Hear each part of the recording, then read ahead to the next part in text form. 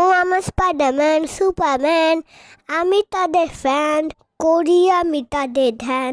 ও আমার Spiderman Superman, ও আমার Spiderman Superman, আমি তাদের ফ্যান।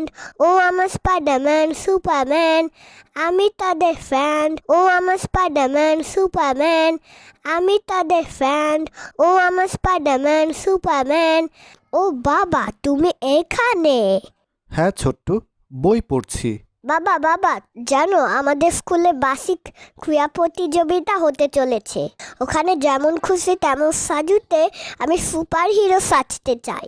আমার স্পাইডারম্যান খুব পছন্দ, আমাকে স্পাইডারম্যান সাজিয়ে দিবে? ঠিক আছে ছোট্টু, কিন্তু তুমি কি জানো বাংলাদেশেরও যে সুপার হিরো আছে? কি, বাংলাদেশের সুপার হিরো? কারা তারা? তারা আমাদের দেশের মুক্তিযোদ্ধারা। মুক্তিযোদ্ধা? হ্যাঁ, 1971 সালে যারা যুদ্ধ করে আমাদের দেশকে স্বাধীন করেছে তারাই মুক্তিযোদ্ধা। তারা যুদ্ধ কেন করেছিল? বাংলাদেশের স্বাধীনতার জন্য। আসলে আগে বাংলাদেশটা বাংলাদেশ ছিল না, ছিল পূর্ব পাকিস্তান, আর আমরা ছিলাম পাকিস্তানের একটা অংশ। কিন্তু আমাদের সংস্কৃতি ঐতিহ্য সবই ছিল ভিন্ন। তাই পাকিস্তানিরা আমাদের উপর অত্যাচার করত, আর আমরা যখন তার প্রতিবাদ করলাম তখন একদিন তারা রাতের অন্ধকারে আমাদের উপর ঝাঁপিয়ে পড়ল। কিন্তু বীর বাঙালিরা তাতে ভয় না পেয়ে পাকিস্তানের বিরুদ্ধে যুদ্ধ ঘোষণা করল। আমরা 9 মাস যুদ্ধ আর 30 লক্ষ প্রাণের বিনিময়ে স্বাধীনতা অর্জন করি এবং পৃথিবীর ইতিহাসে বাংলাদেশ নামে জায়গা করে নেই।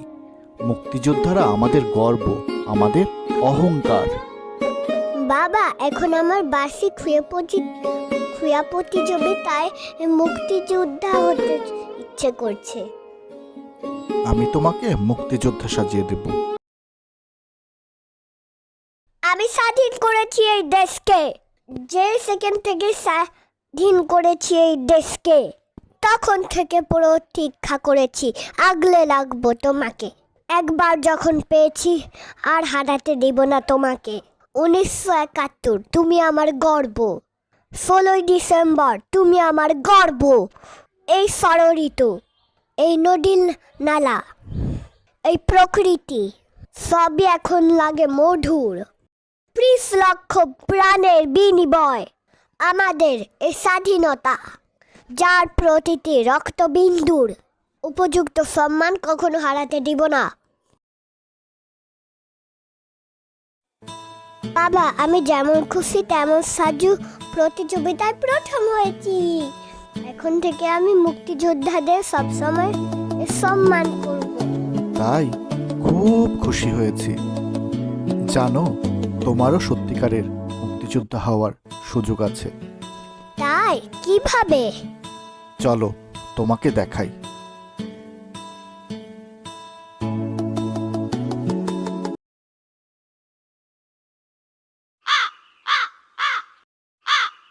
দেখো ছোট্ট, আমাদের দেশ, আমাদের গর্বকে আমরা কিভাবে নষ্ট করছি।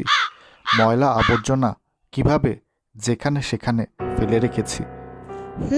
বাবা, তুমি ঠিক বলেছ, কিন্তু আমরা কি করতে পারি?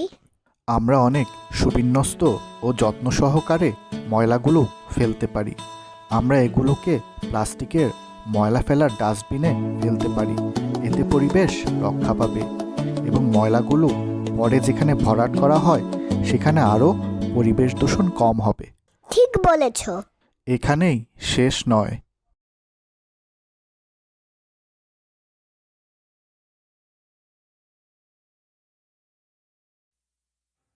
ছোট্টু, দেখো, কলকারখানা ও গাড়ি থেকে নির্গত ধোঁয়া কিভাবে পরিবেশ দূষিত করছে। বাবা, মনটা খারাপ হয়ে যাচ্ছে। এত কষ্ট করে স্বাধীন করা দেশ। জানো ছোট্টু, এই কালো ধোঁয়া কিভাবে তৈরি হয়? কিভাবে? জীবাশ্ম জ্বালানি যেমন কয়লা, প্রাকৃতিক গ্যাস, খনিজ তেল, এগুলো জ্বালানোর ফলে এই দূষিত বায়ু নির্গত হয়। এইসব জ্বালানি প্রকৃতিতে পাওয়া যায়। এগুলো প্রকৃতিতে সীমিত পরিমাণে আছে, আমরা উন্নয়নের জোয়ারে গা ভাসিয়ে দিয়ে যদি এসব প্রাকৃতিক সম্পদ সব শেষ করে ফেলি, তবে তোমাদের মতো নতুন প্রজন্মের জন্য প্রাকৃতিক সম্পদের অভাব দেখা দিবে। তাই আমাদের এদের খরচ কমিয়ে দিতে হবে। বাবা, আমরা কি করতে পারি?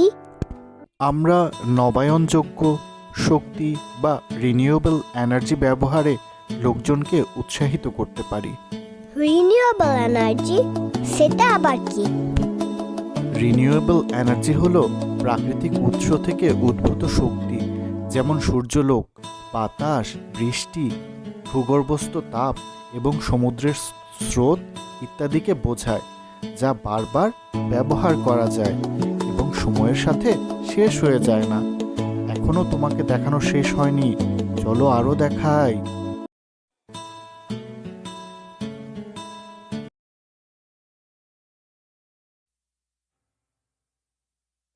দেখো ছোট্ট, কি করুণ দৃশ্য!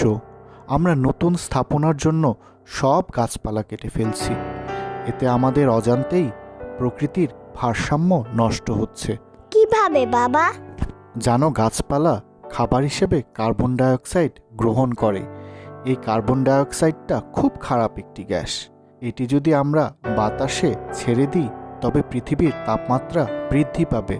আর আমরা গাছপালা কেটে ঠিক তাই করছি, অর্থাৎ পৃথিবীর তাপমাত্রা বৃদ্ধি করছি। কার্বন ডাইঅক্সাইড ছেড়ে তাপমাত্রা বৃদ্ধি পেলে মেরুর বরফ গলে যাবে আর সমুদ্র স্তরের উচ্চতা বৃদ্ধি পাবে। এতে সবচেয়ে বেশি ক্ষতিগ্রস্ত হবে বাংলাদেশের মতো সমুদ্রের তীরবর্তী দেশগুলো। আমরা পানির নিচে তলিয়ে যাব। বাবা, তুমি তো ভয় লাগিয়ে দিচ্ছ। কি বলছো এসব? আমাদের দেশ ধ্বংস করা এখানেই শেষ হয়ে যায়নি, চলো আরেকটু দেখাই। দেখ ছোট্ট, আমরা আবর্জনা ফেলে কিভাবে নদী নালাকে দূষিত করছি। বাবা, যে দেশকে নিয়ে একটু আগে গর্ব করছিলাম, সে দেশকে নিয়ে এখন কষ্ট হচ্ছে। আমরা কি করতে পারি? আমরা লোকজনকে সচেতন করতে পারি। আমরা বর্জ্য শোধনাগারে পরিশোধিত করে পানি নদীনালাতে ফেলতে পারি। এতে নদীনালায় প্রাণ আসবে। এবার বুঝলি ছোট্ট, তুই কিভাবে মুক্তিযোদ্ধা হবি? কিভাবে?